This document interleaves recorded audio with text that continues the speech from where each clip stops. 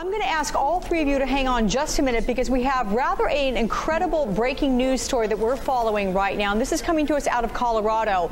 What you all see right there is an experimental aircraft that inside of which is a 6-year-old boy who got into that aircraft not that long ago and accidentally launched it. It's hard to believe, but it is absolutely true.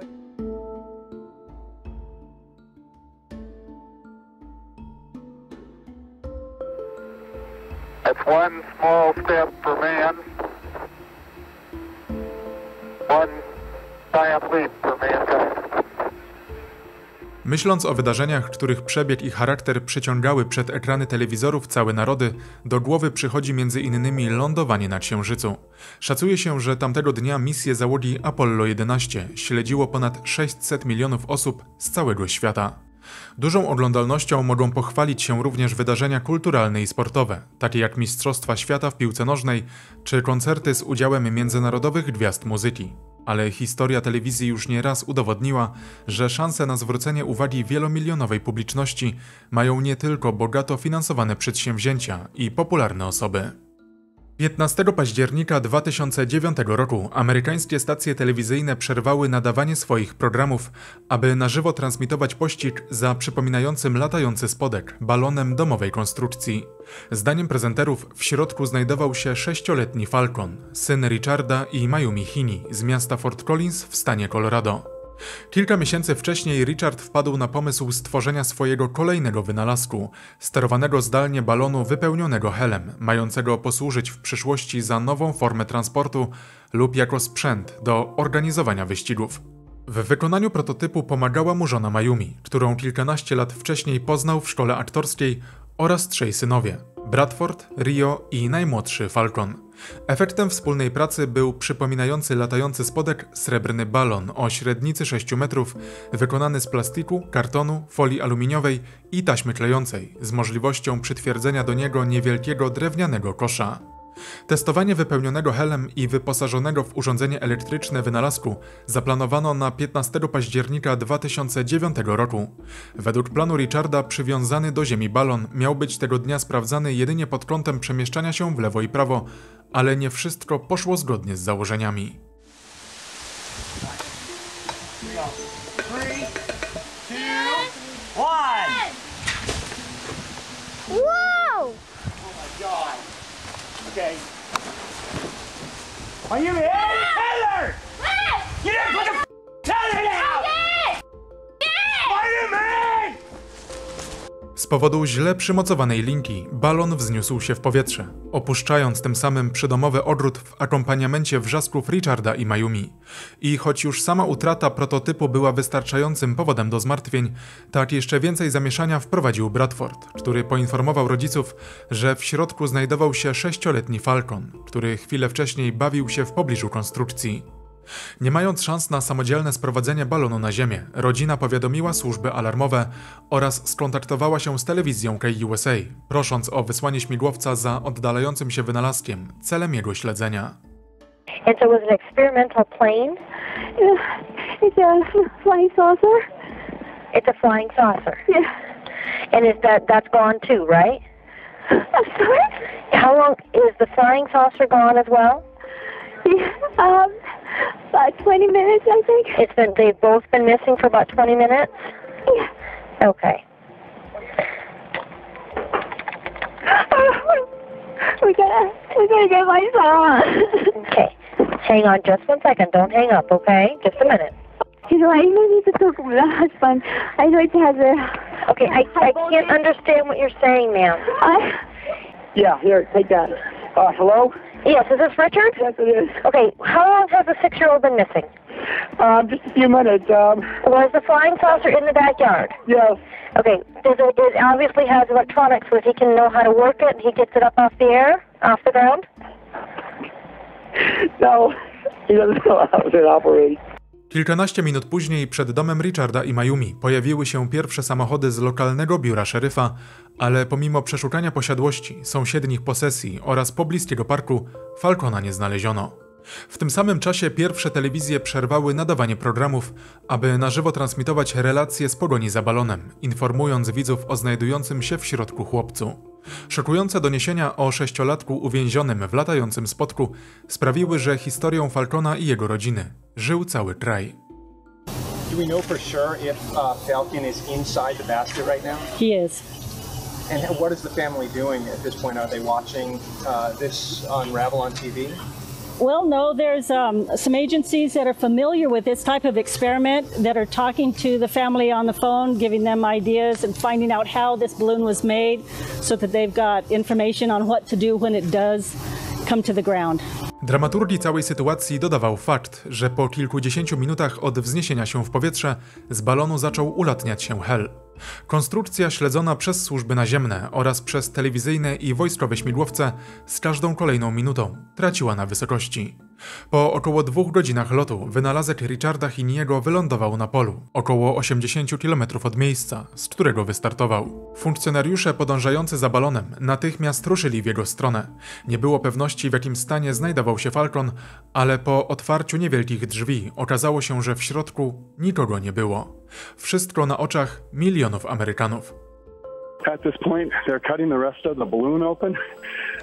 At this point, but again, there's no child in this balloon, and to be honest with you, the faces of these the paramedics and the sheriff's department is in pretty much disbelief at this point. A lot of phone calls are being made, and just really no one knows what to do right now. I can tell you that the bottom of the balloon, there is a peg that's sticking out from the bottom of that balloon, and there's nothing attached to it. And it looks like at one point something may have been attached to that. Po zabezpieczeniu balonu rodziło się jedno pytanie. Co stało się z chłopcem? Wizje najgorszego podsyciły doniesienia o obiekcie, który wypadł ponoć z latającego spotka, zanim ten pojawił się na ekranach telewizorów. Niepokojącą informację przekazano Richardowi i Mayumi, którzy przez kolejną godzinę zalewali się łzami, gdy nagle w salonie ich domu pojawił się Falcon. Chłopiec opowiedział, że przez cały czas ukrywał się na strychu w garażu. Twierdził, że z obawy przed nerwową reakcją ojca, wywołaną utratą balonu, schował się w kartonie, w którym zasnął na następne kilka godzin.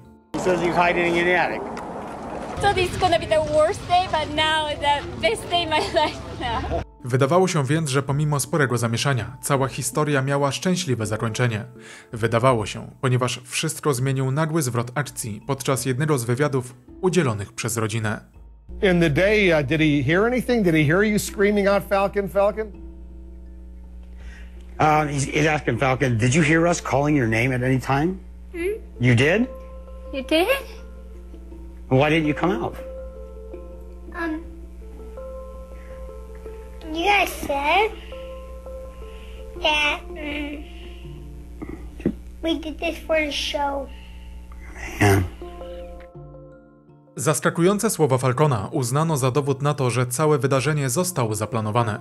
Richard i Mayumi trafili na policyjne przesłuchanie, a ludzie, którzy chwilę wcześniej trzymali kciuki za powodzenie akcji ratowniczej, zarzucili małżeństwu działanie mające na celu zyskanie popularności kosztem ich dzieci. Dowodem na poparcie tej teorii miał być m.in. fakt, że nie był to pierwszy raz, gdy rodzina Heaney wystąpiła w telewizji. Cała piątka miała już za sobą występ w 2 odcinkach programu Zamiana żon, w którym Richarda i Mayumi przedstawiono jako zapalonych łowców tornad, w które Richard uwielbiał wjeżdżać na swoim motocyklu. Well, yeah, I've got a new wife and I can't remember her name, but she seemed a bit too paranoid for a guy like me. I think she's gonna have a very difficult time filling Mayumi's shoes. Oh, my goodness. We have evidence at this point to indicate that it was a publicity stunt done with the hopes of marketing themselves or better market themselves for a reality television show at some point in the future. Jeśli wierzyć, że historia chłopca uwięzionego w kilkumetrowym balonie miała być sposobem na zdobycie popularności, to z pewnością nie o taki rozgłos chodziło Richardowi i Mayumi, którzy miesiąc po nieszczęsnym wywiadzie przyznali się do zarzucanych im czynów. W przypadku Richarda chodziło o przestępstwo polegające na wywieraniu fałszywego wpływu na władzę, za co wymierzono mu karę 90 dni pozbawienia wolności i 100 godzin prac społecznych. Co więcej, zobowiązano go do wystosowania przeprosin wobec służb, które wzięły udział w pogoni za balonem, oraz do zapłaty $36 000 za straty poniesione w związku z przeprowadzeniem całej akcji. Do napisania przeprosin zobowiązano również Mayumi, której za popełnienie wykroczenia w postaci fałszywego zawiadomienia służb wymierzono 20 dni pozbawienia wolności i 120 godzin prac społecznych. And I want to apologize to all the rescue workers out there. Za sprawą wydarzeń z 2009 roku rodzina Heaney stała się obiektem kpin i wielu żartów. Ich historię w prześmiewczy sposób przedstawiano w programach telewizyjnych, a fraza Balloon Boy stała się jednym z najczęściej wyszukiwanych haseł w przeglądarce Google. Sprawa odbiła się echem, które wracało do Richarda, Mayumi i ich dzieci jeszcze przez wiele lat. Pytanie tylko, czy aby na pewno na to zasłużyli. Podczas wywiadów udzielonych po odsiedzeniu i odpracowaniu orzeczonej kary, Richard Heaney wielokrotnie podkreślał, że jedynym ustawionym wydarzeniem w jego sprawie było policyjne śledztwo. Według oświadczenia funkcjonariusza prowadzącego przesłuchanie, jeszcze przed zawiadomieniem służb ratunkowych Richard i Mayumi skontaktowali się z telewizją, skupiając się tym samym na możliwie najszybszym nagłośnieniu sprawy, dobrze wiedząc, że Falcon przebywał w domu. Sęk w tym, że taka wersja nie pokrywała się ani ze słowami Richarda, ani z nagraniem z przesłuchania. Zgodnie z nimi, po połączeniu się z Federalną Administracją Lotnictwa, małżeństwo zadzwoniło najpierw pod numer alarmowy i dopiero po nawiązaniu tego połączenia, nie mogąc uzyskać szybkiej pomocy, zawiadomili telewizję, prosząc o wysłanie śmigłowca za uciekającym balonem. But the first call was to the FAA? Yes. And my understanding is they tell you to call 911? Yeah, and I found it to be shocking because I would have called. I actually thought to call 911. I'm going, you know, they don't have any way to fly up there, so that's why I thought of the FAA.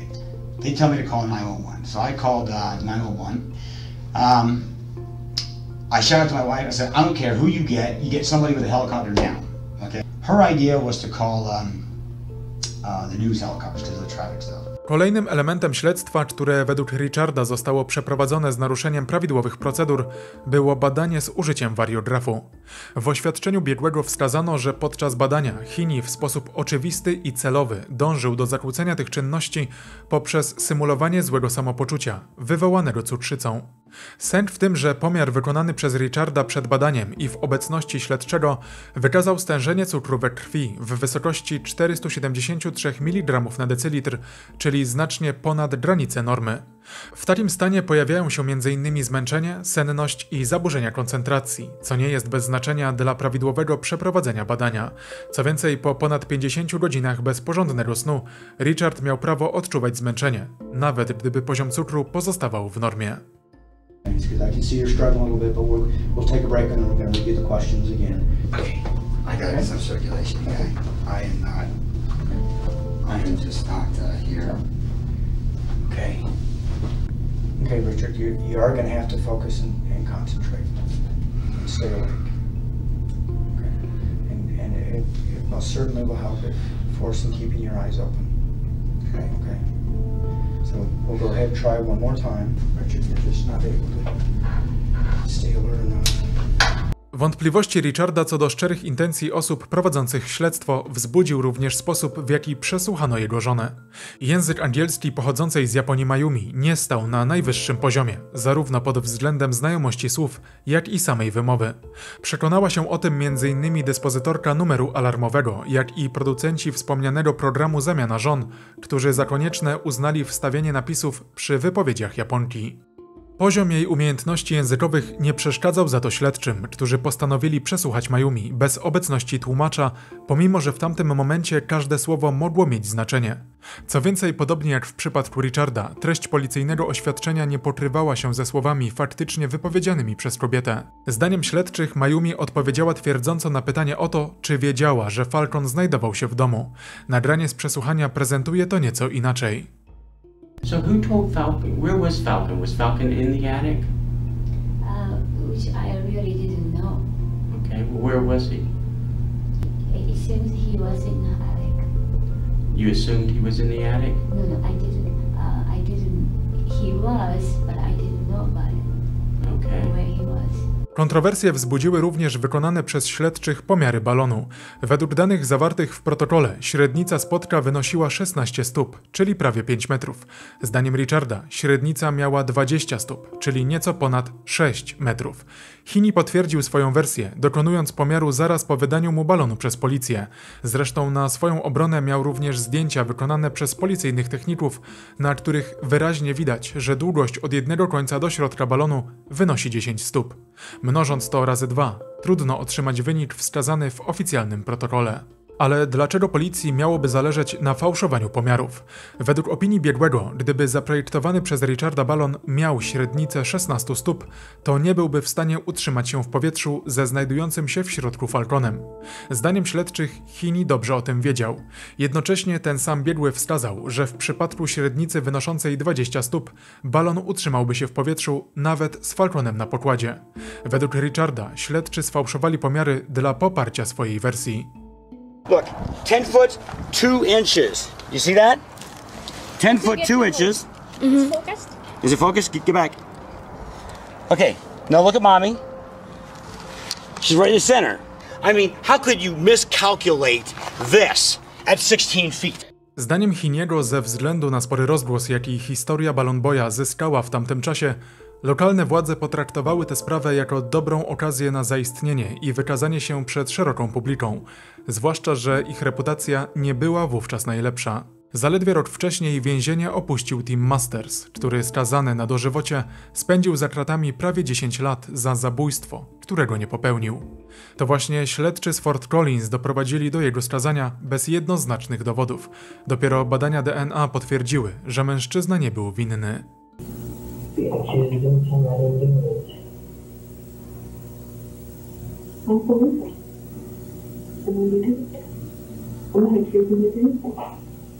I'm telling you. We know that you did it. Why don't you tell me about it? I'm not going to dislike you. I'm not going to do it. You know, come on. Dlaczego więc Richard i jego żona przyznali się do winy? Ponieważ zdaniem obojga śledczy zagrozili deportacją Mayumi, która w tamtym czasie nie posiadała amerykańskiego obywatelstwa. Mając do wyboru rozdzielenie rodziny lub wzięcie odpowiedzialności za coś, czego nie zrobili, Richard i Mayumi postawili na to drugie, a przynajmniej taka jest ich wersja. Ale dlaczego podczas nieszczęsnego wywiadu Falcon powiedział, że cała sprawa była ustawiona? Według niego samego w tamtym momencie, zmęczony nieustannym zamieszaniem, nie zrozumiał pytania, myśląc, że dziennikarz pyta go o moment, w którym na prośbę reporterów pokazał, w jaki sposób dostał się na strych i właśnie to miał na myśli, mówiąc o robieniu show. Ale czy te, jak i pozostałe wyjaśnienia i niespójności faktycznie przemawiają na korzyść rodziny Heaney, każdy musi osądzić sam.